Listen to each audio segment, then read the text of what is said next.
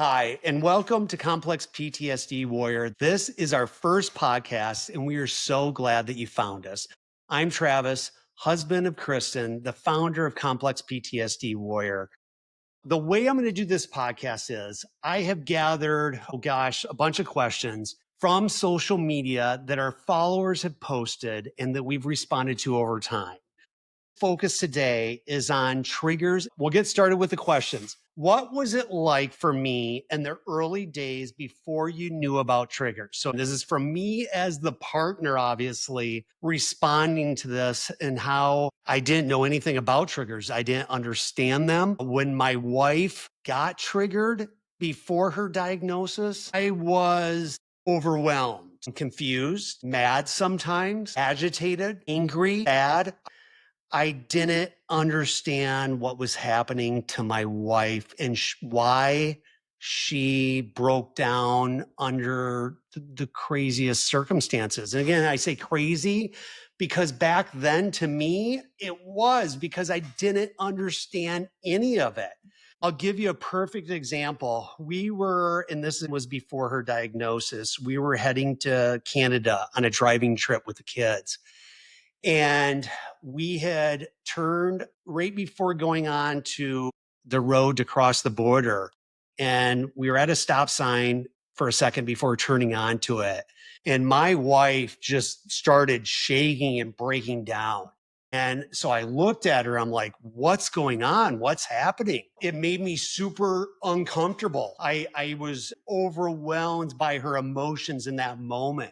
Did I handle it well? No, definitely not. What I ended up finding out from her within the next 20 minutes was that street sign was a street that she was remembering in her body from childhood.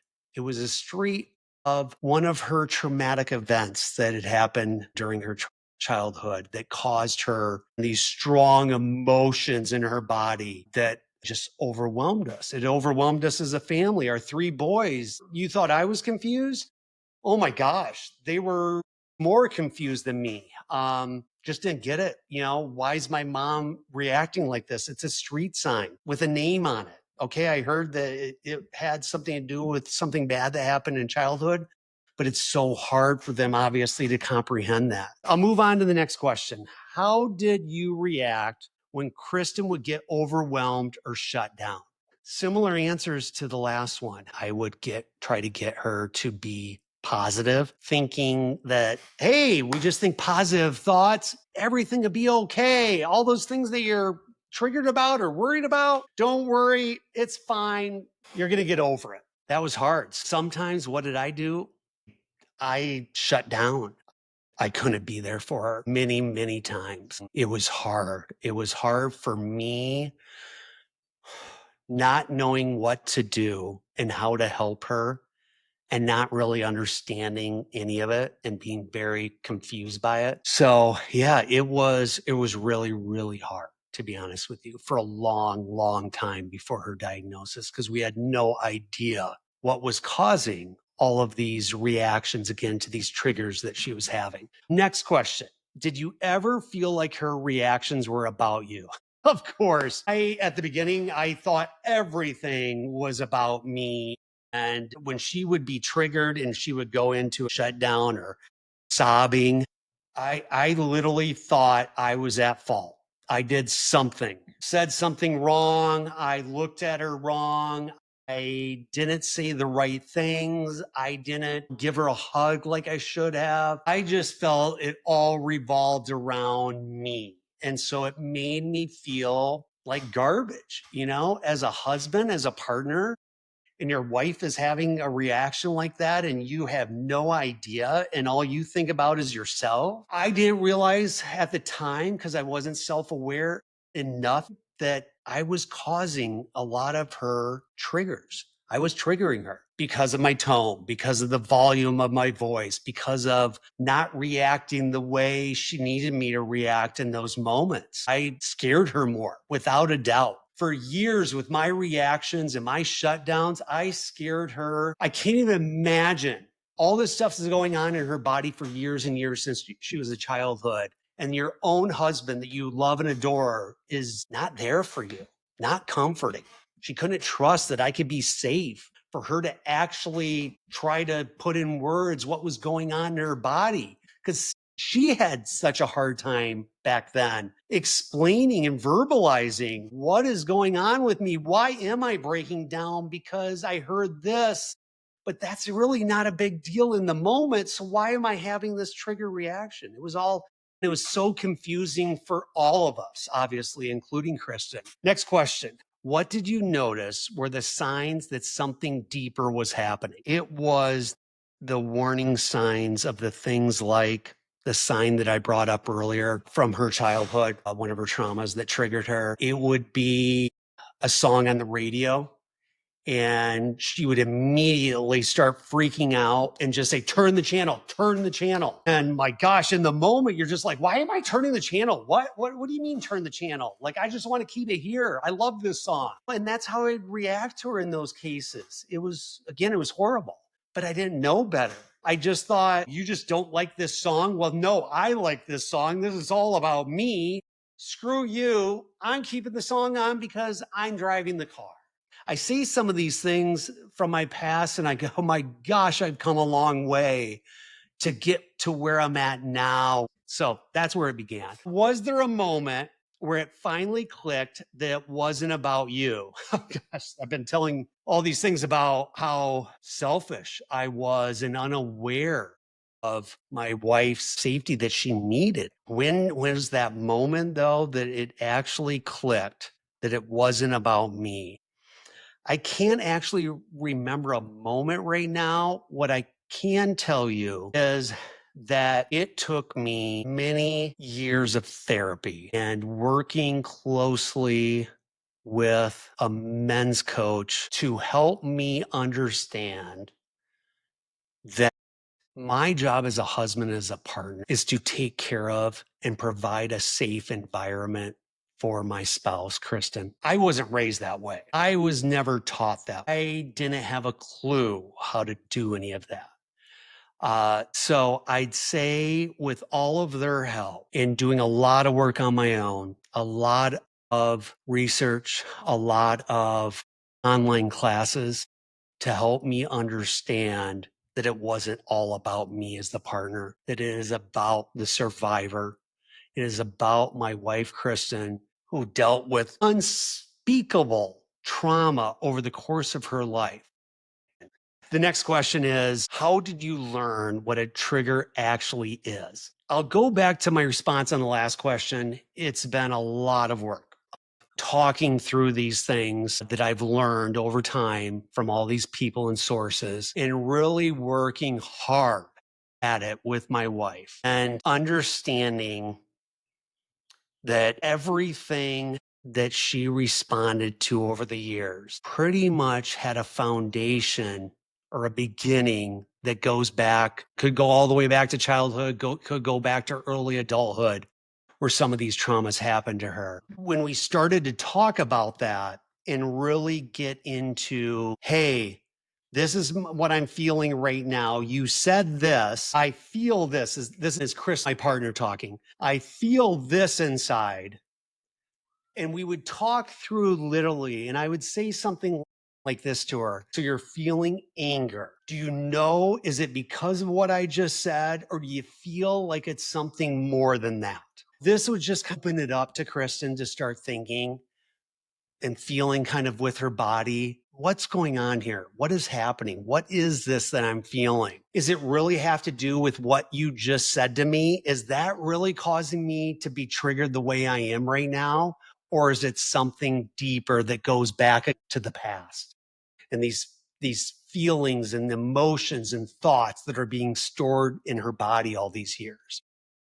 Next question. What did you wish you had known back then? I wish I would have, kind of like when I went through a divorce years ago. I remember the only people I could talk to and communicate during the divorce that actually spoke about reality and gave me kind of, the low down and ugly of a divorce. I remember learning so much from those individuals, whether it's family members, close friends that had been through divorce. They gave me phenomenal advice, gave me the real feel of what I'm going to go through that divorce. So when I look at this in complex PTSD, I wish I would have talked to someone that had complex PTSD, that was officially diagnosed, and really just ask them a bunch of open-ended questions and let them also talk to me and let me know about what was going on with their complex PTSD,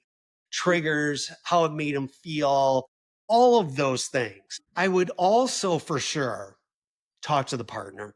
I would want to know everything that they have learned up until that point about themselves going through this and about their spouse, partner, and what they've seen from their perspective that they go through and experience. Knowing now what I know, that obviously not everybody that has complex PTSD has the same triggers, has the same emotions, has the same traumas. Everybody's experience is obviously different, but there is so much knowledge for people that have lived this. What I also will add, though, is people that have lived it. What I have found over the years is a lot of people in this area will talk a big game. Oh, I'm a partner of a CPTSD survivor. I want to do this and I want to help them and I want to make them feel safe and I want to do all these wonderful things for them.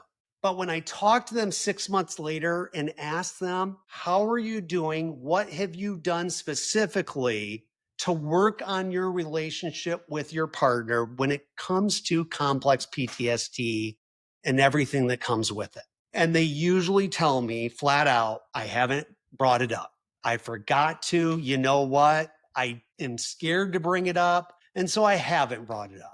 So what I would say is not only do you have to learn from people that have been there and done it already, but you have to be willing to make changes. I'm going to tell you right now, not knowing your situation or your partner's situation with their complex PTSD, there is so many things that you need to make sure that you're doing as a partner to help support your spouse, your partner, that you need to more than likely, unless you come into this as the perfect person, which I haven't found one yet, you need to be ready to put in work, real life changing. You're changing the way you operate, the way you react to things, the way you respond to your partner, the way you can hold space for your partner. That all takes time and it takes work and it takes consistency. Let's go to the next one. How do you respond now when Kristen gets triggered? First step, you need to be able to, as a partner, regulate your body and regulate your emotions. When my wife is triggered, and it's a bad one, so she is extremely emotional, usually crying, just going to a really bad place. I know as her partner, I have to step up in that moment. I have learned this over time, obviously.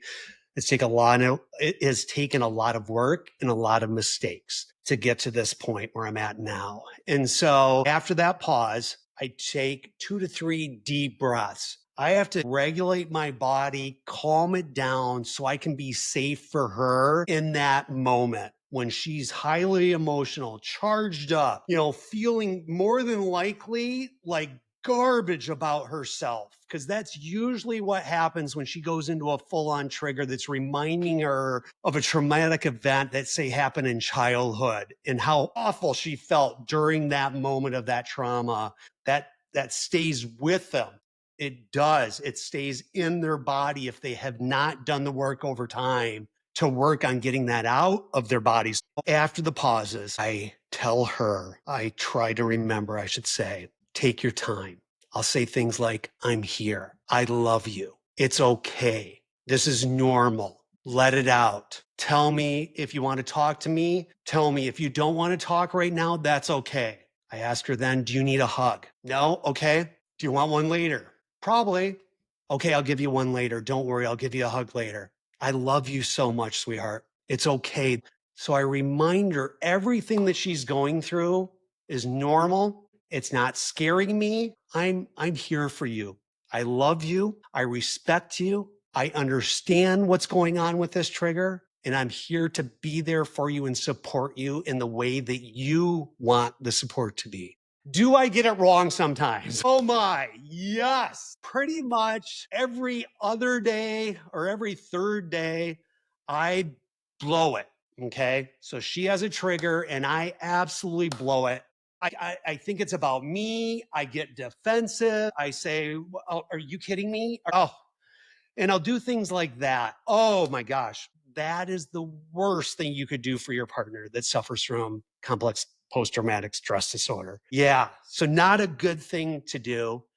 It is normal to make mistakes. You, as their partner, going through this with them, through this journey, this healing journey, will make so many mistakes. What you need to try to do is not beat yourself up. Okay. None of this is easy. All of this takes practice. All of it takes time and consistency. And so you will not be perfect. You might never be perfect. I know if I do this and work on it the rest of my life, I will probably never be perfect at it, but I'm pretty darn good at it now. And I am 300%, whatever you want to throw out there for a number, better than what I was pre-diagnosis, and how I reacted to what I didn't know then was a trigger. I just thought she was being emotional about something, and how I reacted. I'm just better at all of these things because of time and practice and that consistency. It is critical that you, as the partner, step back after this situation happens and it calms down and really self assess how you handled everything. The first thing, if there was issues during it, and I mean issues meaning you didn't handle it well and you said some things that cause more pain for them, more hurt, more sadness. It's critical that you apologize for anything that you need to apologize for. So don't just throw out a blanket apology. I'm so sorry. I sucked it up. I'll do better next time. No, they don't want to hear that. They probably heard that their whole time being with you, right? I'll try to do better next time. No, you need to step back and really analyze yourself and be honest with yourself, truly honest with yourself, and say, what could I have done better? What did I do wrong? What do I need to apologize for? Because that's what you need to do as the partner. Honestly, if you talk to them and they're okay talking about this again shortly after all this happened or 2 hours after, whenever it happens and whenever they're comfortable to talk about it, you need to apologize and you need to tell them exactly what you feel you did wrong and how you're going to work to get it better, because they deserve better. You deserve better as the partner to do it better, but they deserve your best, right? And your best won't be there all the time. You're going to fail at this, like I said. But if you can keep working towards your best, your partner is going to see that and they are going to love you. They are going to appreciate you as a partner so much more than they have ever. Kristen and I, our relationship, ever since I started putting in the work and started to truly understand her triggers and what she was going through with her flashbacks and her emotions and overwhelming emotions, you have to reconnect. You start off with the apology. You let them know how important they are to you. And you are going to continue to work at this to keep getting better for them. But what you need to do is really work on reconnecting with them, because that mistake by you might have caused a lot of damage inside of them, in their head, in their body, the emotions that they're feeling. It might be overwhelming for them. Honestly, a couple hours after you guys have this disagreement, argument, saying the wrong things to them, whatever it might be, it could take hours. When they are ready to reconnect, you really need to do things like hugging them, telling them you love them, telling them so sorry that you were triggered like that. Remind them it's okay. I want your emotions. Feel what you're feeling with me. I'm not going to take that away from you, and you don't scare me anymore with that. I'm okay. I want to be safe for you. So that's critical. You have to reconnect. It could be going for a walk with them, holding their hand, that touch. My wife has told me over and over, after these moments or after a trigger, a flashback, she wants to be touched. She wants to be held. She wants to have her hand held. Last question. What would you say to other partners or friends who feel lost when someone they love is triggered? I would reassure you as the partner that you can get through this. You will get through this. You need to put in the work and put in the time to get better because your partner deserves that. You won't be perfect at this, and that's okay. You're human. You're not the one going through a flashback, right? So you can't feel as the partner exactly what's going on in their bodies. I would also be honest with them that this is not easy. This is probably one of the most, if not the most difficult thing you will ever do, is being a support for your partner's triggers, flashbacks, emotions. This is the end of my first podcast. I hope you enjoyed it. Please share this with everybody. There is so many people out there with CPTSD. So many of their close loved ones and family have no idea, just like us years ago. We had no idea what this meant, how it was going to change our lives for the rest of our lives, how it affected every single day of our lives. Thank you for watching this. I appreciate it. You mean a ton to me. Please follow us. Please support us. We're on Substack. We're on YouTube. We're on Facebook, TikTok, Instagram. We're on all of them. Please follow us. Thank you.